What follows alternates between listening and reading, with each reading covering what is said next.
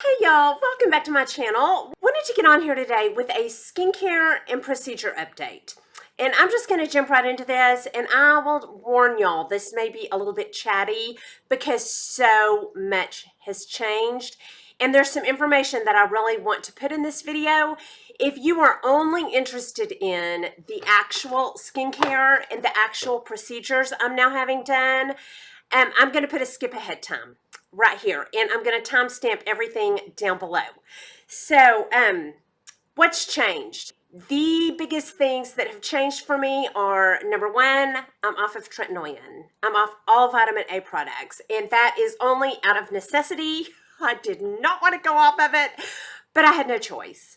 I started having eye pain. If you've been here, you know this. I have had so many eye products in so many different videos, and trying to treat my dry eyes, there's a lot of factors that contributed to my dry eye. I'm perimenopausal. I live in the desert, a very dry climate. I wear contacts. A lot of things contributed. The Tretinoin puts me over the top, and I've tried every way I know to continue to use it.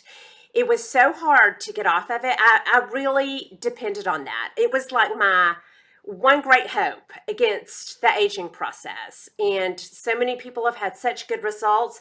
And I went through stuff when I got off of it. I really had a hard time, to the point that it made me think back to about a year ago or two. There was a tag going around that said, would you choose your health or your looks? It was some sort of question like that. And I thought, that's ridiculous. Who's not going to choose their health? Well, I really was faced with that. Okay, are you going to choose your eye health? Or are you going to choose Tretinoin? And for a while, I chose Tretinoin. And every time I used it, my symptoms would come back. For about 2 weeks, it would incapacitate me. I could not go. I couldn't work out. I couldn't wear my contacts. I canceled trips to go back home and see my parents. It was affecting my life. And so I would get off of it, and then my eyes would start feeling better, and then I would get back on it. And then the pain would come back. It was so bad that the people in my life were going, are you serious? You're using that again? And I was like, I just can't believe it's that. I had so many people saying, what are you doing? Stay off of it. But it was so mental to me. Sorry, I know that was chatty, but I want to have this out there in case somebody else is going through this, because it's pretty severe. And I found all of my symptoms in a medical journal that I could not get my hands on this morning, but I'm going to find it, because I found all of my symptoms as side effects that can happen with Tretinoin. And I was like, oh my gosh, I'm not crazy. I'm going to tell you what my symptoms were. Because when I say dry eye, it just sounds like, oh, your eyes were dry. No, it's horrible. It's incapacitating. And these were my symptoms. My eyes were so sleepy, I could hardly keep them open. Just, you can probably look back on videos. My eyes looked kind of sleepy in some videos. They burned so bad. There was an ache behind them. It made me want to ice them all the time and numb that out. They ached so bad, and they felt swollen behind my eyes. And when I told my eye doctor that, he said that's because they are swollen behind your eyes. Dry, but they didn't really feel dry. Flashes of light, and then when I would look off in the distance, I would see a flickering at the bottom of my vision. Yeah, it was bad. And I still didn't want to let it go. I was talking to a nurse, and she said, get it out of your stash. Get it out, put it away. So I did. I took my Tretinoin and I put it in one of these crates. My Tretinoin, my Abashi retinol, with a note to myself. I know that was wordy, but if somebody out there is having symptoms, and there are people out there, because when I started talking about my dry eyes, I started getting private messages. There's a bunch of us that are having the same, not just minor eye pain, but pretty severe eye pain. And I'm messaging more than a handful of y'all. So if you're having that, it could be your Tretinoin. Talk to your eye doctor. That's what I did. I talked to my eye doctor. The second thing that I'm off of, and I have said in many videos, I can't use hyaluronic acid. Well, I can't not only, I can't use it, it dries my face out, it also dries my eyes out. And I know this because my eye doctor gave me an eye drop. And it was from the Sustain line, and it's Repair. cystine repair, it was drying my eyes out worse and worse and worse. I was like, they're getting even worse. And I looked at the ingredients. Hyaluronic acid was in that. I understand that you should mist your face, be sure it's damp before you put hyaluronic acid on. Then you put something occlusive on top of it so that it will trap it in there. That is impossible with everything hyaluronic acid is in now. If you live in a dry climate and you're getting drier and drier and drier on your face, look at hyaluronic acid. You might try taking it out. I have a lot of people messaging me saying, you tried to tell me that's what it was. That's what it is. I got off of it. It was drying my eyes out. It was drying my skin out. I'm going to show y'all everything I cleaned out of my makeup and skincare. I don't have a lot left. I'm trying to restock a lot of stuff. This is my basket of things with hyaluronic acid or sodium hyaluronate that I'm cleaning out, because not only does it dry my skin out, which is fine, you know, I can just get off of it and rehydrate. But if I get it near my eyes, it was drying my eyes out too. The latest thing I found it in, the It Bye Bye. So when you have it in something like It Bye Bye, the powder, you can't put something occlusive over this. And it was, you know, around my eyes. I can't have this around my eyes. I'm off the It Bye Bye powder. The Too Faced Born This Way concealer that I bought backups of. I'm about to send this to a friend. Thanks to Susan Little Poet, I found out that this is in my Lancome serums. I thought, it's not in my Lancome serums. Yes, it is in my Lancome serums. So I'm cleaning those out. One of the products I'm cleaning out that makes me the saddest, my Clinique foundations, my Even Better Refresh. And if you can use hyaluronic acid, these foundations were my favorite. They're beautiful. They're like filters for your face, but I cannot risk getting these around my eyes. The Clinique Even Better Refresh, the Even Better Glow, all my favorites. The Smashbox Studio Skin, the Clinique Beyond Perfecting Healthy Skin Foundation, my Peter Thomas Roth Potent C. This is a very potent vitamin C in it called tetrahexyldecyl.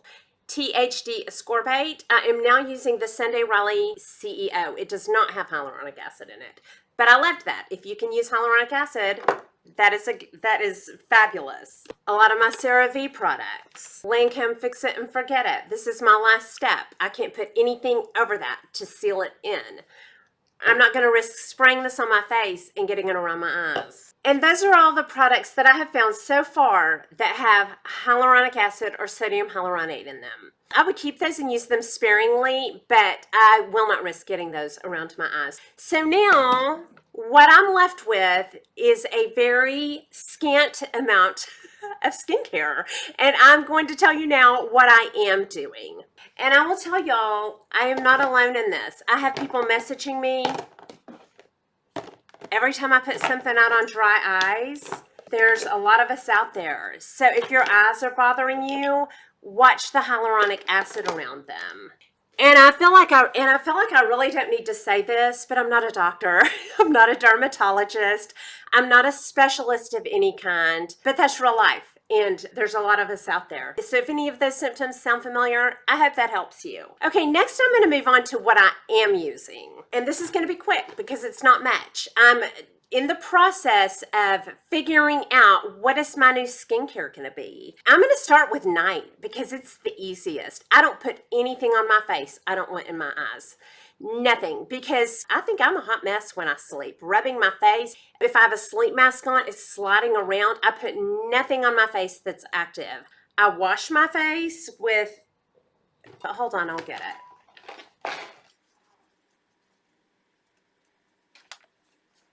Okay, I take my makeup off with the Burt's Bees cleansing oil, and I really love that. It gets everything off.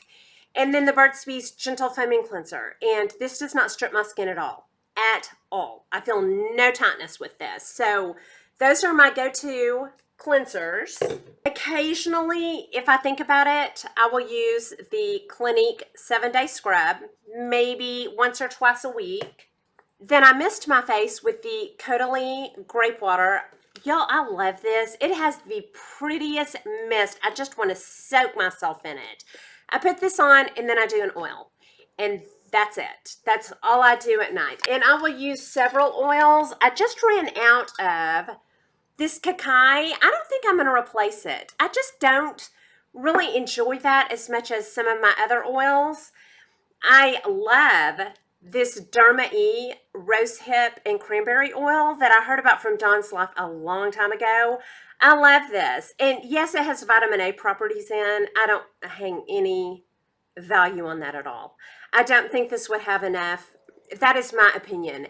I don't think this would have enough to make a difference. I don't. But it feels lovely. I really enjoy that oil, and it has a nice soft scent. I also love the Clarins Lotus Oil. This has an herbal scent, like a spa. And I love this. But this is an oil. Oh, I love that. That's an oil balancer. But I love it. I also like the Drunk Elephant Marula. I like that fine. I probably, if I was replacing this with something else, would do a less expensive Marula. But yeah, I do like that. Then my face is very normal. Normal to oily in the T-zone. An oil is plenty for me. If I feel like I need anything extra before the oil, I will use this alastin that has a ton of peptides and probably ceramides and no hyaluronic acid. Y'all, it's in everything. I'm going, did I check good? But I don't believe this has hyaluronic acid in it or sodium hyaluronate. So I'll use this, or if I want a light extra moisture, I will do the rose water facial toner on top of my oil. Just, you know, just feels good. And that's all I'm doing at night. I do want to add some good stuff to my skincare, but I'm taking my son to college this weekend, and so I'm not going to focus on that till like next week. I'll really start digging into the skincare because I know there's some good things that I could add. Okay, and then in the morning, it's almost that simple again, y'all. I use either my African black soap that I have sitting out to clean my brushes, or the Burt's Bees Gentle Foaming Cleanser. Then after I cleanse, I use a toner, and I just really grab one. I have 3 different Thayers. I have the rose petal, I have the lemon, and then in there I have the coconut. I love the Ordinary Glycolic Toning Acid. I love this. Anytime I want just a light acid, I probably use that 3 or 4 times a week. Sometimes I pick up the Clinique 1.0. I just pick up a toner out of here. Then a couple of times a week, I pick up a really strong acid, either the Tarte Tingling Knockout Treatment or the Lotion P50. Both of these are very nice and strong. Just once or twice a week, I'll pick these up, and the rest of the time, I just pick up one of my Thayers or one of those toners. Then after I do that toner, I use my DMAE Firming DMAE Toner. DMAE is supposed to be firming. There's some pretty good research behind it. I use that, and then I have one product with sodium hyaluronate in it, and that is the Timeless CE and Ferulic. And for now, I have this in my skincare. I'm very careful not to get this around to my eyes, and I don't know how long it'll be in here. But for now, I'm using the Vitamin C by Timeless. So I cleanse, tone, DMAE toner, vitamin C. Then I do a DermaE Firming DMAE Serum. Again, for the firming, all the firming we can get. And then I do an acid. And I use one of 3. I use the Ordinary Lactic, the Experderm Forte, or the Sunday Riley Good Genes. One of these. So that sounds like a lot of steps. It's not. It's 3 steps. Okay, also morning and night, I'm using the Lancome Energy DV Eye Gel. Some of the Lancome Energy DV products have hyaluronic acid. This one does not. So I really like this, and I think it makes a difference in the puffiness of my eyes. And then once or twice a week, if I remember it, I will do a mask. I will do the Andalou Fruit Enzyme Mask that I heard about on, I believe, Dawn's Life Over 40, I'm sure. Or the Andalou Pumpkin Honey Glycolic Mask. Heard about this from Dawn's Life and Ellis for a Living. They both love this. This is great. I love the way both of those feel. I just need to remember to pick them up and use them. Some things that are absent. I ran out of my niacinamide and have not replaced it, but I probably will, but I haven't been using that lately. I haven't really noticed a difference without it. And I'm gonna, down below, I'm going to type out my skincare if you're interested. It's very easy. Okay, I'm gonna move on to procedures. I have not had anything done on my face in a year and a half. Had not had Botox, had not had fillers. Well, when I got off the Tretinoin and started feeling good, I called Marcie and it was like, okay, I'm looking tired. Because I will tell y'all, when I was on Tretinoin, it just kept everything looking more refreshed. When I got off of it, I wouldn't be off of it 2-3 weeks and everything just went right back to where it was when I started. So I called Marcie and went in and we did Botox. I have it on my forehead. I did not do any on my crow's feet. And I will tell y'all that I used to have way worse crow's feet when I didn't know about the hyaluronic acid. And that was really drying me out under here. I've been to a dermatologist and to Marcie, who is my nurse that does my injections, and asked both of them, you know, if they thought I needed it in my crow's feet, and both of them said, no, you don't. Well, I used to need it in my crow's feet, bad. And since I'm off hyaluronic acid, I don't need it in my crow's feet anymore. So I have a forehead of Botox, and then I also got filler. In my lips, I got 1 vial, and I don't know what she used. It might have been possibly Restylane Lift. I'll have to check. And then I had her work on my shadows. And I wanted to go real subtle. I don't want to take everything away, but she put, hold on. She put some here, and if you go back to my shadows video, you'll recognize these areas that I'm talking about. She put it here so that it would lift down here, and it really worked well. I was surprised at what a difference that made. She did not even put very much there, and it made a big difference. And then I think she might have done some down here, but we were real careful about that because if you put it here where it looks like it's hollowed out, that can make your face look blocky, and she wanted to avoid that, and I'm real happy with it. It was just a real subtle change. So I'm really happy with the results of it. You know, it didn't take all my shadows away, but I'm happy with it. I also have realized that if I'm gonna build serious collagen like I was with Tretinoin, I'm gonna have to do that with lasers. So I've gone back to Skin Tight and I had 1 treatment, and I'm gonna do that every 3 to 4 months. I'm going to build my collagen with lasers. And I'm not doing as many areas, so it's not as expensive as I've said in past videos. I believe it's $100 a zone, and I'm not having it done anywhere near my filler. It will dissolve it. So I'm just having it done out here, and then I will have my neck done. I haven't yet. But I've had 1 Skin Tight treatment. That is everything that I've had done, and that's been going on since January. If you have any questions, put those down below. I loved it when I could depend on everything at home in 1 little tube of Tretinoin, but I don't have that luxury. So for now, I'm depending on lasers. I will continue with the Botox. I love that. It really freshened things up there. Really freshened things up there.